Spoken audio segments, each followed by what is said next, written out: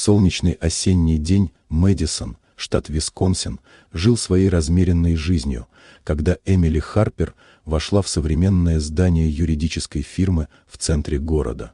В свои 32 она пришла сюда не сломленной, а собранной и внутренне спокойной. Этот визит должен был окончательно закрыть прошлое, развод с Майклом Ривзом, мужчиной, с которым она когда-то связывала всю свою жизнь.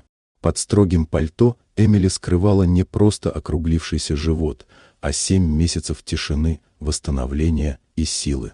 Беременность, которую врачи когда-то считали маловероятной, стала ее личным чудом и символом освобождения. О ней не знал почти никто, и особенно будущий бывший муж. Майкл ждал в переговорной вместе с адвокатами. Он выглядел уверенным и холодным, как и всегда, считая происходящее формальностью. Он был готов к подписям и скорому началу новой жизни, не предполагая, что этот день изменит все.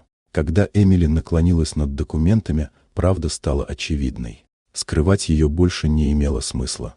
Беременность перевернула расстановку сил.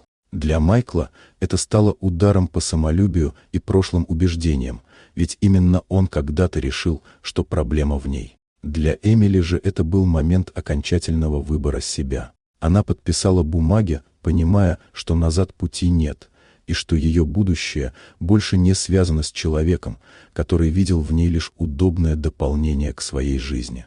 После развода Эмили переехала в тихий район Мэдисона, сняла небольшую квартиру и начала все с нуля. Она вернулась к профессии иллюстратора, работала из дома, гуляла по паркам и готовилась к материнству без страха. Именно тогда в ее жизни появился Джеймс Коллинз, врач, наблюдавший ее беременность. Его спокойствие, уважение и искреннее внимание стали для нее неожиданной опорой. Отношения между ними развивались медленно и естественно. Без давления, без ожиданий, но с глубоким ощущением надежности.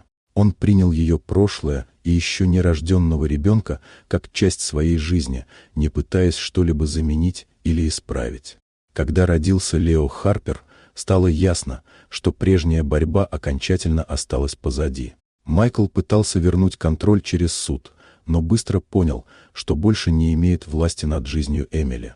Он согласился быть отцом, а не хозяином, и со временем отошел на второй план.